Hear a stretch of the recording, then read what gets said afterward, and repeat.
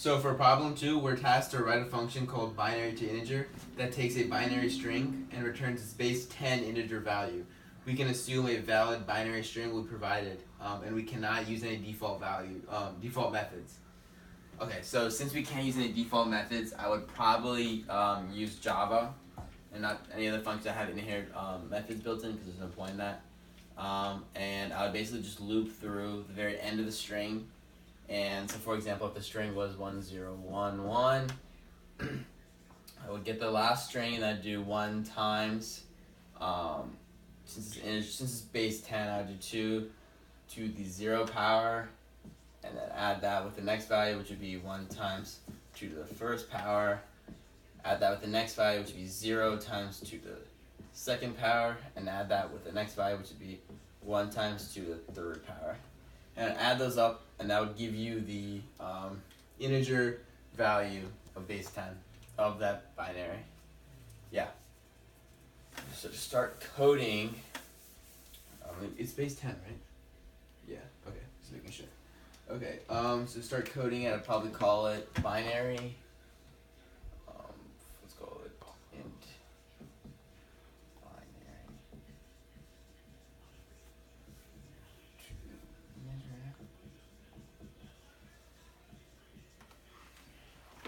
And that should give you taking the string. Boy.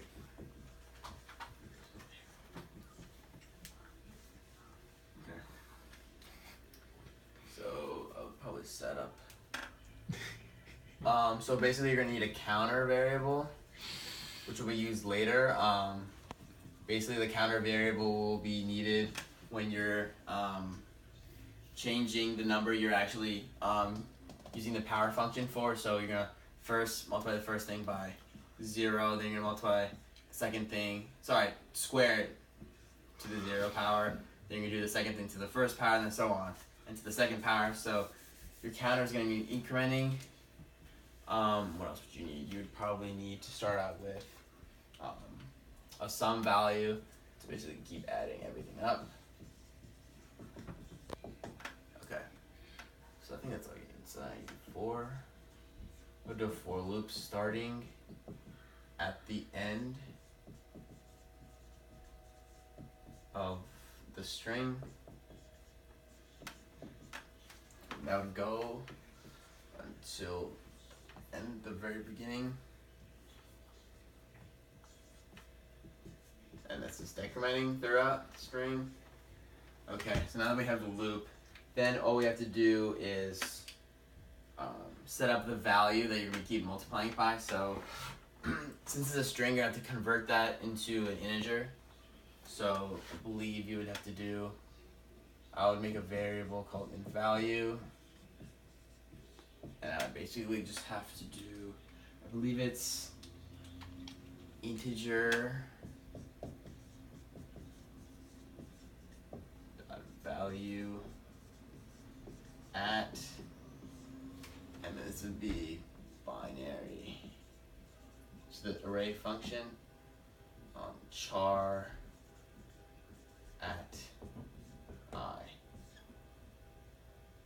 Okay, so basically what I just did there was binary.char at I gets you that value. So say the string is 1011, this will get you this value. Binary.char at I will get you that value, but it could return the ASIC value, or I don't know, ASIC, I don't know how to say it, but like the ASCII value. They give you the ASCII value, and that's why integer.value actually converts to a number to be used with the power function. So that's why I did that. So now I would just add it to the sum. So now you can do sum equals sum plus math. I would probably import the math library and do math.pow of value and counter. So counter starting at 0.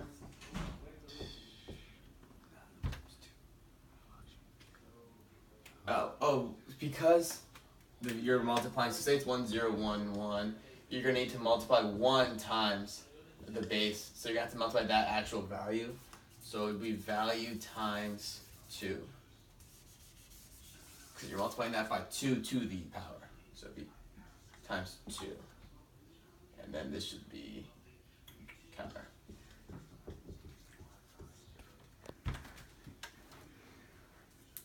Yep. Okay.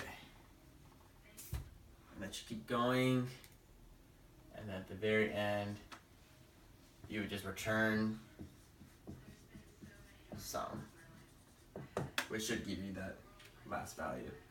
So the complexity of this would be O of n, because it's just looping through n times the length of binary. So yeah, it'd be O of n complexity. And a good case, I guess I can use 1011, so I keep using that value. 1011 is our good case example. And so you pass in 1 there into the string, and it would start at this value, the very end of the string, and it would do, so it would do int value, and it would get that value here as 1. Let me make it bigger. It would start here, since starting at the very length of it, the back of it, and then it would do value at that value, and convert that to an integer, and then basically do 2 times that value, 2 times 1, and basically it would do this whole thing to the 0 power, and then it would add that with the next value, 2 times 1 to the first power, and so on, which should give you, because that would be 0, or that would be 1, this would be 2, the next value would be 0 times something, so it's always going to be 0, and this value would be 2 times 1 to the third power, which would be 8. So 8 plus 2 plus 1 gives you 11, which is the correct binary or decimal representation of 1011. So that's a good value of it. That's the happy case. I think you guys said we don't have to worry about the edge cases. And yeah, that's what it would be.